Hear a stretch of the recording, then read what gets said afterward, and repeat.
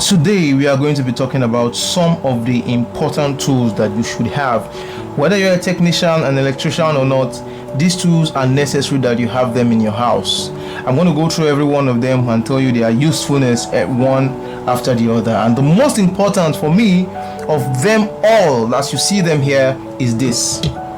Whether you're an electrician, a technician, a carpenter, whatever it is your field is, even if you're a banker, an accountant or whatever, a plier is a very important tool. Everyone should have this thing in their house. It helps you a lot. It has a lot it can do for you. You can use it as a mini hammer to knock something, to drag a nail, to remove a nail, to cut a nail, to cut a lot of things, to cut wires when something is going wrong. It can help you destroy and help you fix a lot of things. So this guy is a must-have for everyone. Very important that you have a plier like this in your house. And the next one is also a plier, a nose plier. This is also a plier, but it's a nose plier because it has a long mouth. That's what we call it, a nose plier. So it goes into tiny holes to hold things and drag, to help you place that your finger, your hand cannot enter, the big plier cannot enter to go and touch. This one goes there, holds some things and help you drag them out easily, penetrate to tiny spaces. That is the basic importance of this one. But even if you don't have this one, if you have this one, then you are good to go. Another important thing you should have in your house, the most important, like I said, is plier. The next in line is this guy called tester. Tester is also very important, and I believe everyone is supposed to have it in their house. Tester is what tells you where there is current and when there is not, where there is no current. Whatever wire you see, naked wire, you don't know if there's current in it or not, you want to be sure something is shocking you, or you're not sure if it's shocking or not, but you don't want to touch it again to be sure so you don't get electrocuted. This is what you need to test it. Once your leg is on the ground or your body is touching the ground or the wall, you use this to touch that electrical wire and then put your hand on the back and it will go on. I'll give you a brief video on how this thing works. So this is a plier and it's very important to have in your house.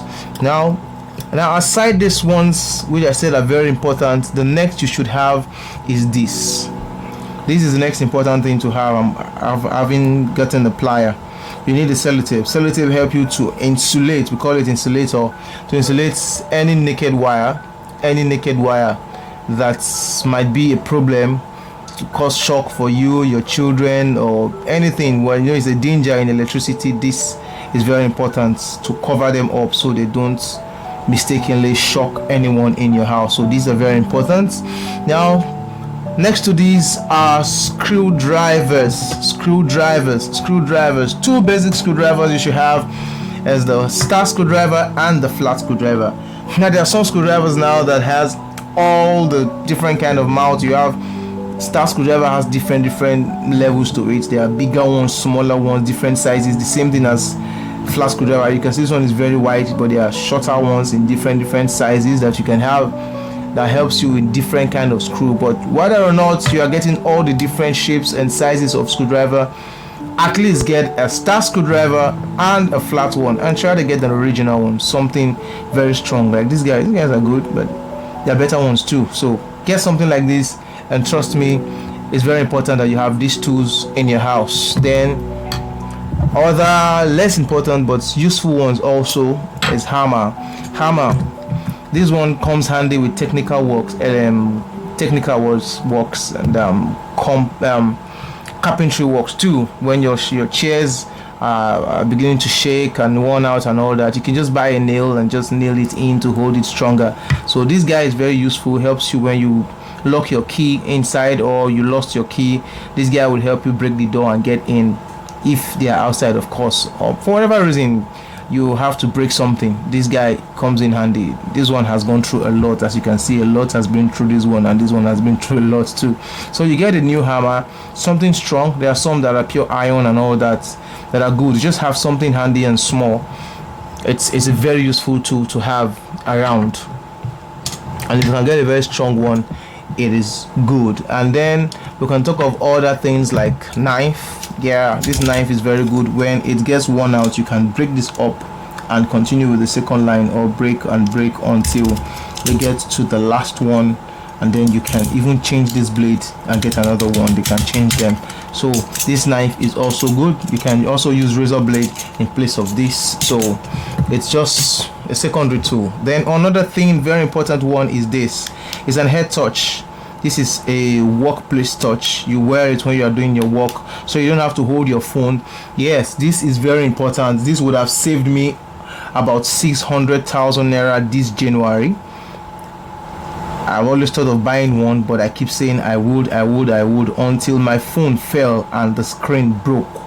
I had to spend about 600,000 naira for that phone to be okay, and that's because I don't have a touch like this. So for those of you that are working and you're using your phone to work, I will advise you stop using your Android phone for touch.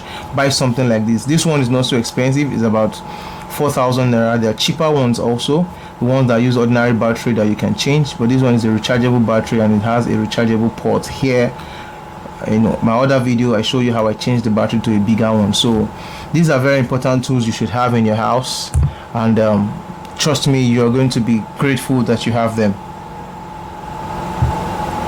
For more advanced electricians, you can go ahead and get a multimeter like this, a very small one like this. It's also very useful.